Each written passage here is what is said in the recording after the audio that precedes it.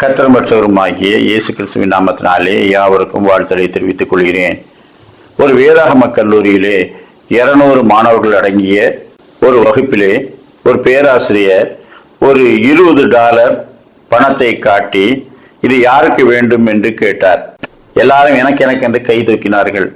அப்படியா, கொஞ்சம் இருங்கள் என்று சொல்லிவிட்டு அவர்கள் கண் முன்பாக அந்த $20 நோட்டை 2ஆக கிழித்து இப்பொழுது யாருக்கு வேண்டும் என்று கேட்டார்.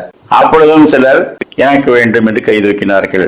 அப்பொழுது அதை 4ஆக கிழித்து கீழே தரையிலே போட்டு மண்ணிலே புரட்டி எடுத்தார். அதை கொத்தாக அள்ளி இப்பொழுது யாருக்கு வேண்டும் என்று கேட்டார். அப்பொழுதும் சிலர் எங்களுக்கு வேண்டும் என்று கை தூக்கினார்கள். இந்த கிழிந்து அழுக்கான நோட்டை என்ன செய்ய போகிறீர்கள் என்று கேட்டார். ஐயா, எங்களிடத்தை கொடுங்கள், நாங்கள் அவற்றை தண்ணீரிலே போட்டு தூய்மையாக்கி மீண்டும் ஒட்ட வைத்து அதே $20 பயன்படுத்துவோம். கிழிந்தாலும் அதே மதிப்பிலே செல்லத்தக்க நோட்டாகும். அதை வங்கியில் கொடுத்து கூட மாற்றிக்கொள்ளலாம். கிழிந்தாலும் அழுக்கானாலும் அதனுடைய மதிப்பு மாறாது என்று சொன்னார்கள். அப்பொழுது அவர் சொன்னார், ஆம், கர்த்தருடைய பார்வையிலும் நாமும் அப்படித்தான். நம்முடைய இயலாமைகள், பாவங்கள், மீறுதல்கள், கர்த்தரை விட்டு தூரமாய் போன காலங்கள் எல்லாவற்றின் மத்தியிலும் கர்த்தர் நம்மை மதிப்புள்ளவர்களாக காண்கின்றார். படைத்தவராகிய அவரே நம்முடைய மதிப்பை அறிந்திருக்கிறார். எனவே நாம் பாவத்தில் விழுந்தாலும் அவர் தூக்கி எடுத்து பாவ மன்னிப்பாகிய தம்முடைய ரட்சிப்பினாலே மீண்டுமாய் தம்மோடு சேர்த்து கொள்ளுகின்றார். எனவே அவரை மட்டும் விட்டு விடாமல் நாம் பற்றி கொண்டிருப்போமானால் நாம் எந்த நிலையில் இருந்தாலும் நம்மை சேர்த்து கொள்ள அவர் ஆயத்தமாயிருக்கிறார். எனவே என் வாழ்க்கையிலே கடைசி நேரமாகிவிட்டது. இனி கர்த்தர் என்னை மன்னிக்க மாட்டார். இனி நான் எப்படி மனம் திரும்புவது என்று ஒரு காலம் இருப்பதே இல்லை.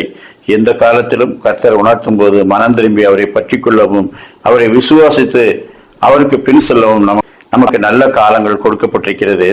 எனவே அவரை விட்டு விடாதிருப்போமாக என்று சொன்னார். அநேக குடிகாரர்கள், அநேக பாவங்களை செய்தவர்களே கர்த்தரிடத்திலே மனம் திரும்புங்கள் என்று சொன்னார். நாங்கள் இனி மனம் திரும்பி என்னையா செய்ய முடியும், எவ்வளவோ அக்கிரமங்களை செய்துட்டோம் என்று சொல்வார்கள்.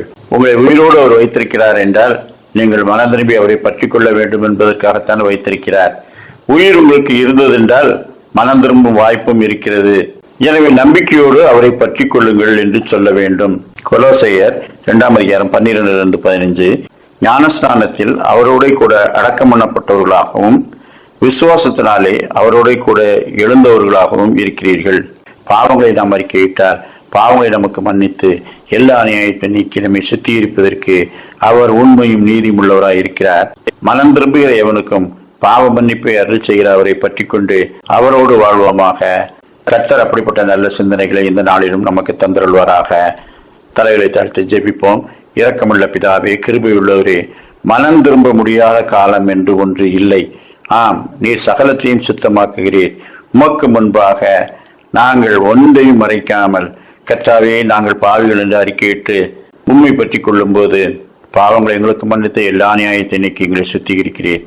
அந்த நம்பிக்கையோடு உண்மை பற்றி கொண்டு உம்மோடு இருக்க எப்பொழுதும் இரக்கம் செய்ய வேண்டும் என்று கர்த்தரும் இரட்சகருமாகிய இயேசு கிறிஸ்துவின் மூலமாய் வேண்டிக் கொள்கிறோம் சாமி. ஆமீன்.